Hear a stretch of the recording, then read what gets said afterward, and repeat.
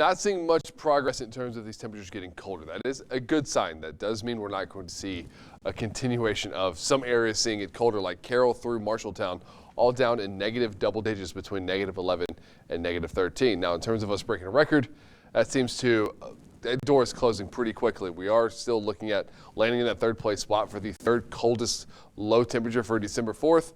But we were looking at that possibility of seeing the -6. So once again, good news that we're not seeing that.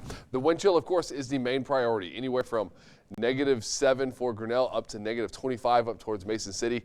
You have Council Bluffs showing a slight positive, but notice there's no real wind movement around this area. And Sioux City starting to get the south wind. All good news for us, as we will get south wind back today, and that will start warming us up. It does such a good job warming us up that we don't even have much of a cool down. We see that initial drop off after sunset of a couple of degrees, and then we just warm up throughout the night. That's how cold we are and how good this south wind is going to be to us. Now, this also starts bringing in the humidity, but ultimately it's not going to have a fantastic output for us, as we're not going to see much for precipitation until we get to this weekend. But at this moment, it's -1 outside. We still have the northwest wind. Keep in mind, this is a 12-degree drop off in our wind chill.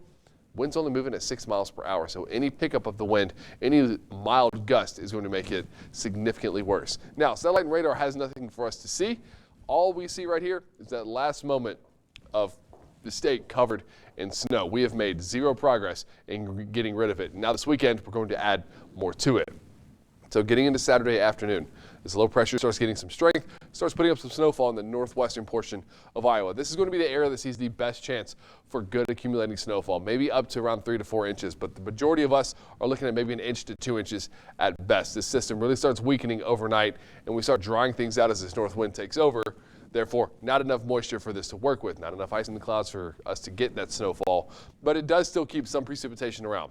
We get a break from it on Sunday, and then, of course, getting into Monday, that next round of light snow comes our direction. Now, once we get through this weekend and we get into Monday, we do see a pickup back in our temperatures. The front passing on Saturday, or essentially us getting to that north and western side of the low, really tanks our temperatures once again.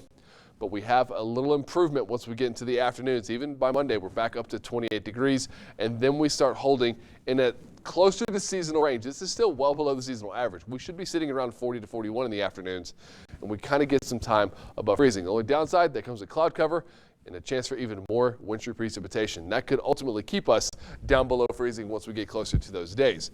The rest of the week does dry up. We'll get some sunshine, but we're not getting back above freezing just yet.